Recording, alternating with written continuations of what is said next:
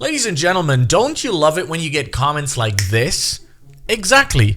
You want to be good at what you're doing. So if you want to be a good paladin, a good healing paladin, then stay tuned, stay here, because I'm going to tell you what you can wear from the beginning up until like level 30, 40, or beyond. And I'm going to talk about the skill tree, how to heal as well, and which skills to use. Make sure to stick around for a while, because this one's going to be a good one. Because I've been focusing on Paladin now. I had a few other builds that I ran, but right now I'm very confident and very comfortable with Paladin because it's a really, really awesome class. You can actually solo content with it, but you can also, and that is like the main thing of the Paladin, you can heal a ton. I think in my last raid I did like 10 million almost heal. It was like 6, 7, 8 million heal. It was huge. So healing with a Paladin is absolutely wonderful, and you don't necessarily need legendary things to be good. This is why in the raid on the Discord server, they have a Discord server, and on their raid tab, they also let people into their raid that are actually a lower level than the actual requirements, which is awesome because that way you can also level up your Paladin very much. I've been playing this for about a few days now, 2 days I think, as Paladin, and I've been having a blast with it. I've been totally hooked with it, so let's get right to it. First of all, I think most of you are going to be interested in the skill tree. I'm going to talk about that first. I'm going to reset all of my skill points. So it depends, what do you want to do? Because up until level 30, I was soloing. So if you want to solo, this is what I recommend. You're going to put in all of your first skills straight from the get-go into this, 4 into this one roughly, and then you're going to use the Sorceress Rage. You can then also put some into Rune of Thorns. I have maxed it at one point, but beware, this is important. If you are going to a raid with other people in it that has a lot of players in it, do not use Runes of Thorns because it is bugged currently. It's not necessarily bugged, but it's going to lag the entire server, and that's a bad choice. That's bad because you will not be able to finish the tree in higher levels later on from Calamity mode on 30. So many people in the raids actually say don't use Rune of Thorns.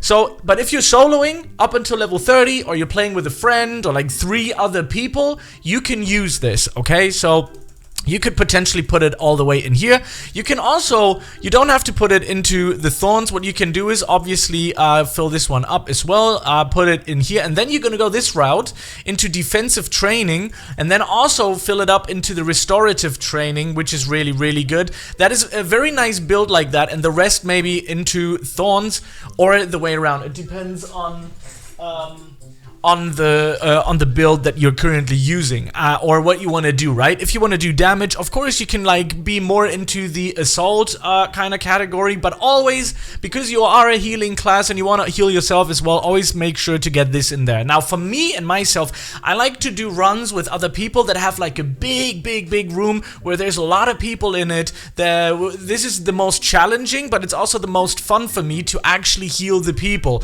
So my build is actually currently looking like this. Oh wait, actually nothing in the assault tab because we're actually healing people. So this one's going to be filled out, this one's going to be filled out, this one's going to be maxed, and then we have this one maxed, and then I went for roll with it, maxed, and then I got nothing left. This is where I went into. This is the best way for me because I'm gonna tell you, you will be the one pulling the aggro, which means you're gonna go into the mobs, into the fields, and you want to be first pulling them actually, and have a lot of speed running around here as well. Now, for the people that are below my level, that are below like level 20, which most of you probably are going to be, I'm going to talk about the equipment here because I still have my old equipment, and I'm going to tell you which one is the best. So, if you didn't know yet, you can actually have 2 skills at the same time running. So you don't have to have 2 different skills. That's what I thought when I played it, but you can actually use 2 of them. Tool of the Warding Barrier, because that's like the OP-est skill in the world for paladins, especially below 30 or whatever, right? With this one, you can actually heal yourself and your friends, and if you have 2 of the same skills in there, you can actually double heal them. Like, you heal a lot, so make sure to have that slotted at all times. And if you go to the upgrade tab here, make sure to put it on cooldown as well, not on damage. Again, it depends on what you kind of want to do with it. Do you want to do more damage? Do you want to solo? Or do you want to heal your friends or your teammates or whatever? I'm going to show this to you real quick. So you're going to put this in here, and you can see you can slide this slider all the way down to CD, which means cooldown, and you're going to upgrade them all, and there you go. Very important. Now, again, if you want to solo and you have some items, and I always tell people that ask me, take the one that is a higher level. Let me show you a real nice example. So let's find two different, like something. Let me go. I think I'm gonna find something up here. So for example, oh wait, no, this is Arcanist. Okay, so we have the class Paladin here, level 20, and then we have level 21, Helm of the Woodland Hero. Of course, you're gonna go with the Helm of the Woodland Hero if you can equip it or not. Again, also if you go into the upgrade section right over here, and you're gonna put this, let's put this guy in there, and you have HP or DPS. Again, for me personally, because I was swapping in between, I kept it in the middle. I wanted to have a little bit of survivability and also do some damage. If you want to purely focus on soloing, you can also put it all the way in DPS. In the end, I do suggest everybody to have 2 sets of each. One set of only HP upgraded and one set only of DPS upgraded, okay? So right now, I'm just gonna go and show you how I would group enemies around. I'm not gonna do Calamity right now. I can solo it, but it is gonna take way too long, and the video is gonna be like 20 minutes or something, and I don't want that. So we're gonna go into a level 20 dungeon. I'm gonna show you how I would group them in a later stage with my speed that I have, and I'm also gonna show you how I would defeat them. You can use the same, but you just use the other skills. I mean, it doesn't necessarily change very much. So of course, I do have my speed in here. You see a huge difference. In the beginning, I would always group them up first, like that. You don't even have to hit them, you just have to be near them. Don't, like, you see, they always, you also don't have to wait for them. I see people waiting for them, which you don't have to. Whoops, I pressed the wrong button there, sorry guys. You don't have to do that at all. So I'm just gonna go in here. Right now I am fully on teammate heal, so I'm not doing much damage right now. You'll be like, damn, you're like 37 and you don't do that much damage. That is because I am fully built on healing my opponents. Not my opponents, my teammates. So I'm right now just literally focused on healing whatever, you know. I have about 7k HP, which is the class with the highest HP in the entire game. 7k HP is absolutely wild. But yeah, anyway, so you can use the other 2 skills right now. You can do some slashing at it. I still click it. It's like it's still in my mind from back then. So like I used to do just always the clicking and stuff. Whoops. Yep, okay, whatever. I got this done. So this is how I do it, you know. Even when I'm playing with other people online, I'm gonna do some raid content on this channel if these videos get some attention, if you enjoy me talking about it. I'm gonna show you how I am gonna do the raids and how I heal.